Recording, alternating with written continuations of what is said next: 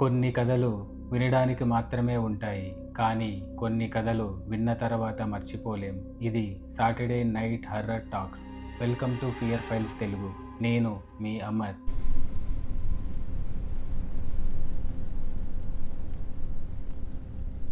ఆర్యన్, నీకు ఈరోజు హైదరాబాద్లో జరిగిన ఒక రియల్ ఇన్సిడెంట్ షేర్ చేసుకోబోతున్నా. ఇది ఆల్మోస్ట్ ఒక 15 years బ్యాక్ జరిగింది. నాతో షేర్ చేసుకుంది ఎవరో కాదు, అక్కడ పనిచేసిన ఒక వార్డ్ బాయ్. ఆ రోజు జరిగింది ఆయన ఇప్పటికీ మర్చిపోలేదు. ఏం జరిగింది మామ ఆ రోజు? అసలు ఆ రోజు ఏం జరిగిందంటే, అతని పేరు రవి. అతను ఒక హాస్పిటల్లో వార్డ్ బాయ్గా పనిచేస్తున్నాడు. అతను రెగ్యులర్గా రౌండ్స్కి వెళ్ళినట్టు ఆ రోజు కూడా వెళ్ళాడు. ఆ రోజు రాత్రి 1:30 అతను ఒక రౌండ్ ఒక ఐసీయూ దారిలో వెళ్ళాడు.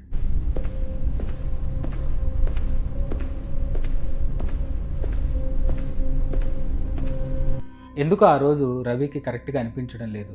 ఎవరో తన్ని ఫాలో చేస్తున్నట్టు, ఏవో షాడోస్ కనిపిస్తున్నట్టు, ఎందుకు ఆ రోజు చాలా విచిత్రంగా అనిపిస్తుంది అతనికి.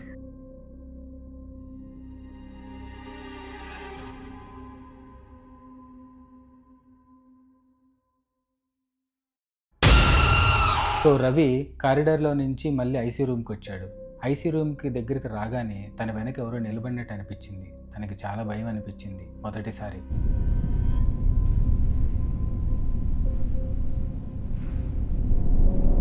అతను వెనక్కి తిరిగి చూశాడు, కానీ అక్కడ ఎవ్వరూ లేరు.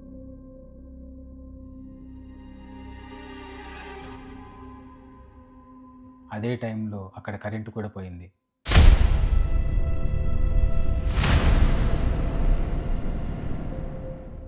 సేమ్ నాకు కూడా అంతే మామ.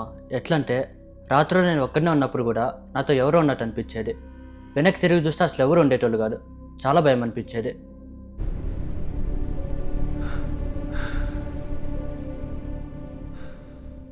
రవికి కూడా సేమ్ నీలాగే అదే ఫీలింగ్. ఆ రోజు అతను చాలా భయపడ్డాడు.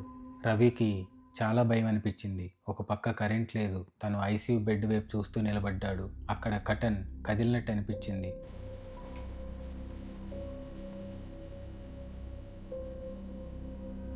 తను అదే చూస్తూ నిలబడ్డాడు. వెంటనే తనకి అక్కడ ఎవరో నిలబడినట్టు అనిపించింది.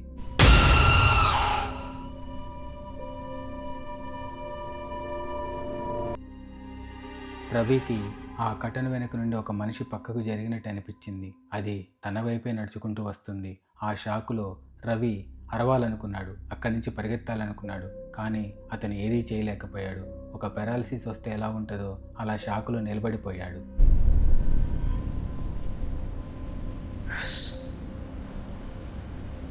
అసలు అలాంటి సిచ్యువేషన్లో ఒక మనిషి ఉన్నాడంటే అసలు తెలుసుకోవడానికి చాలా భయంకరంగా ఉంది మామ. అవును, అతను ఆ సిచ్యువేషన్ నాకు ఎక్స్ప్లెయిన్ చేస్తున్న సమయంలో అతని మొహంలో ఒక భయాన్ని చూశాను. అతను చేతులు వణుకుతున్నాయి.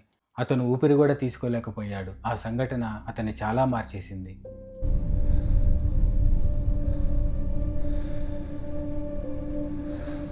నెక్స్ట్ ఏం జరిగింది మామ? ఆ నీడ అతనికి చాలా దగ్గరగా వస్తుంది. అతను ఏమీ చేయలేక అలా చూస్తూ నిలబడిపోయాడు. అది ఇంకా ఇంకా దగ్గరగా వచ్చింది. ఆ నీడ ఒక శ్వాస కూడా అతనికి తెలుస్తుంది. అప్పుడే అది తన దగ్గరగా వచ్చి ఒక మాట చెప్పింది, నన్ను కాపాడు. Please help me, I want to live. Ravi ఆ షాకులో ఉండగానే ఐసీయూ బెడ్ పైన ఉన్న పేషెంట్ గట్టిగా అరిచినట్టు అనిపించింది.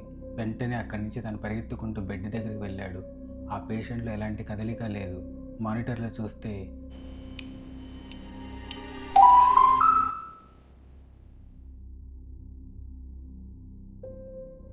అతనిలో ఎలాంటి మూమెంటు లేదు. డాక్టర్స్ అతను చనిపోయాడని డిక్లేర్ చేశారు. అతని టైమ్ ఆఫ్ డెత్ 1:30. అది విన్న వెంటనే రవికి గుండె ఆగిపోయినట్టు అనిపించింది. ఎందుకంటే అతనికి కనిపించిన షాడో కూడా 1:30. అంటే ఈ రెండిటికి ఏదో సంబంధం ఉంది.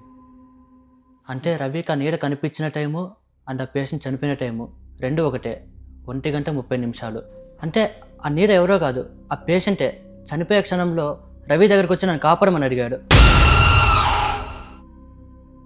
అవును, ఆ రెండు ఒక్కటే. నెక్స్ట్ డే రవి చెప్పినట్టు ఆ doctors CCTV footage cross check చేశారు. అందులో రవి కారిడార్లో నడుస్తున్నట్టు, మధ్య మధ్యలో వెనక్కి చూస్తున్నట్టు, భయపడుతున్నట్టు, తన ఐసీయూ రూమ్లోకి వెళ్ళింది. అక్కడ ఎవరితోనో మాట్లాడుతున్నట్టు, కానీ అక్కడ వాళ్ళకి ఎవరూ కనిపించలేదు.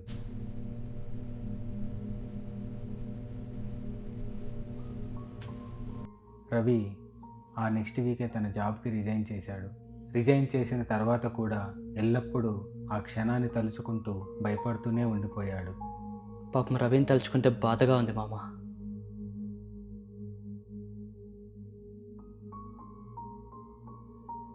పొద్దున పూట అదే ఇల్లు, అదే గది, కానీ రాత్రిపూట మనం ఒంటరిగా ఉన్నప్పుడు అదే గది మనకి భయాన్ని పుట్టిస్తుంది.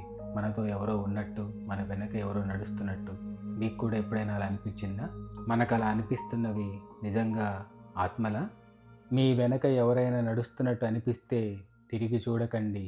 ఎందుకంటే కొన్ని ఆత్మలు మనం తిరిగి చూసిన తర్వాత మాత్రమే మన దగ్గరికి వస్తాయి. జాగ్రత్త.